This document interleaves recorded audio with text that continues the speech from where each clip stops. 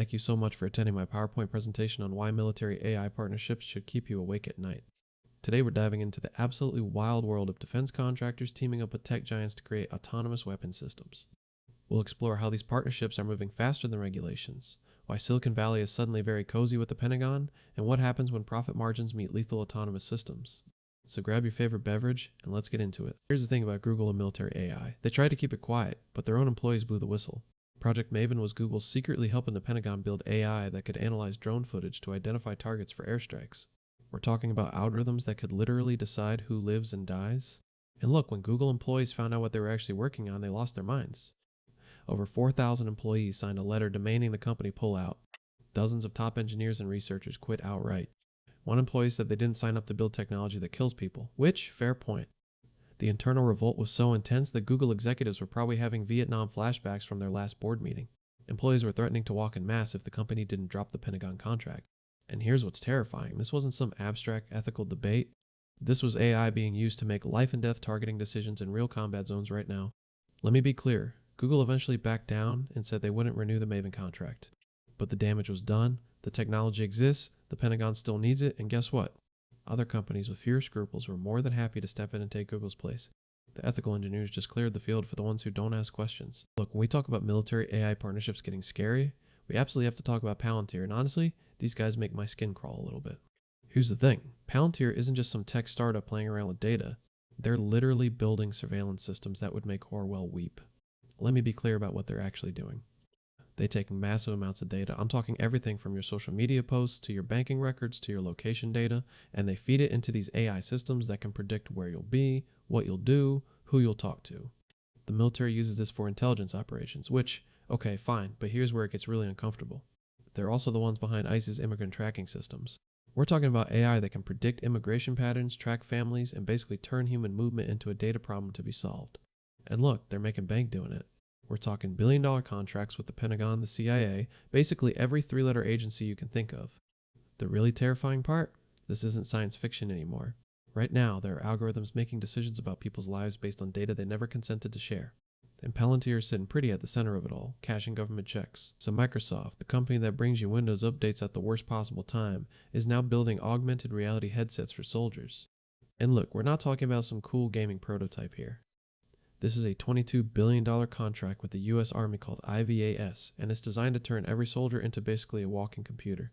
Picture this, you're a soldier, and instead of squinting through binoculars or relying on radio chatter, you've got real-time battlefield data floating right in front of your eyes.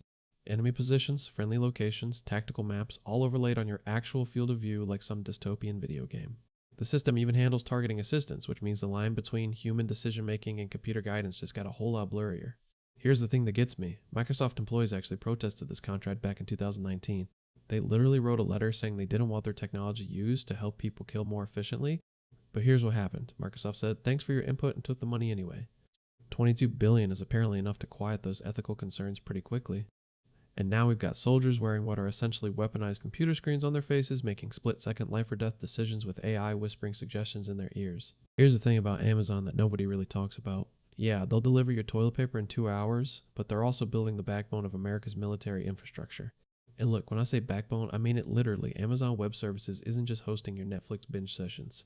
They're running classified military operations through their cloud servers. We're talking about drone strike coordinates, intelligence gathering, surveillance data, all of it flowing through the same company that knows you bought weird socks last Tuesday. But wait, it gets better. Amazon's been actively pitching their facial recognition system called Recognition to law enforcement agencies across the country. They're literally saying, hey, cops want to identify protesters in real time?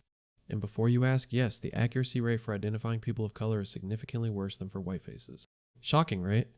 Now let me be clear about the Pentagon's JEDI contract. This was a $10 billion deal to modernize the military's entire cloud computing system. $10 billion. Amazon was in an all-out bidding war with Microsoft, Google, and others to become the exclusive tech partner for the Department of Defense. Microsoft eventually won, but here's what's terrifying. Amazon didn't just shrug and walk away.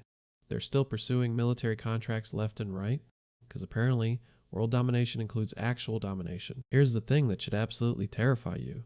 We're not talking about some dystopian future anymore. The Pentagon is actively developing weapons that can decide who lives and dies without a human pulling the trigger.